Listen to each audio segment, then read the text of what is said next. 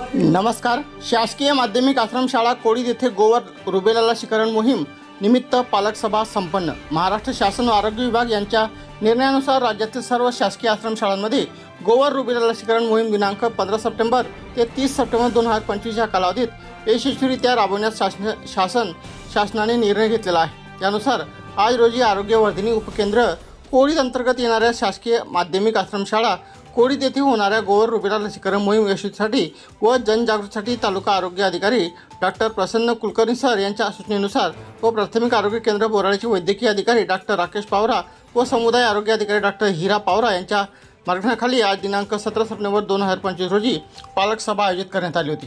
या गोवर रुबेला लसीकरण मोहीम जनजागृतीसाठी प्रमुख मार्गदर्शक म्हणून डॉक्टर राकेश पावरा, डॉक्टर हिरा पावरा, माजी जिल्हा परिषद सदस्य प्रकाशदादा पावरा, पोलीस पाटील भरत पावरा हे होते. यांचे मार्गदर्शन लाभले. या सभेचे सूत्रसंचालन आडे सर व सभेचे आयोजन व आभार शाळेचे मुख्याध्यापक व्ही.डी. पाटील सर यांनी केले. यावेळी प्राथमिक आरोग्य केंद्राचे आरोग्य सहाय्यक मनोज पगारे, प्राथमिक आरोग्य केंद्राचे आरोग्य सेवक, आरोग्यवर्धिनी उपकेंद्राचे आरोग्य सेविका प्रमिला गिरासे व आरोग्य कर्मचारी व सर्व आशा सेविका व शासकीय माध्यमिक आश्रम कोळी अंतर्गत येणारे गावपाड्यातील पालक यांची उपस्थिती यावेळी लाभली होती.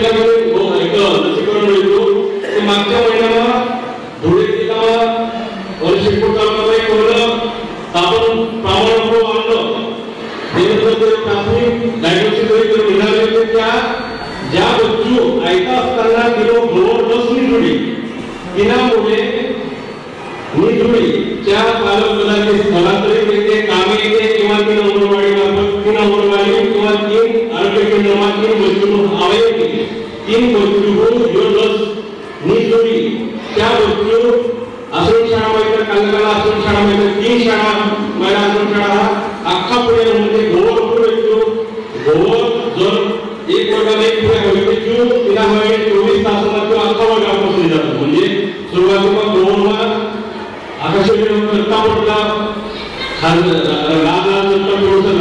पडला त्यानंतर तिला खूप जास्त ताप आवडतो. त्या पुढे येण्याचा त्यांचा खूप जास्त काही निमोनिया खूप शरीराच्या लसीकरण काम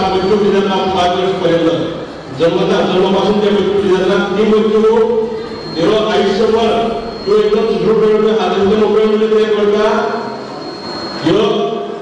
या लसीकरण घेतला तरी आपण प्रत्येक बच्चू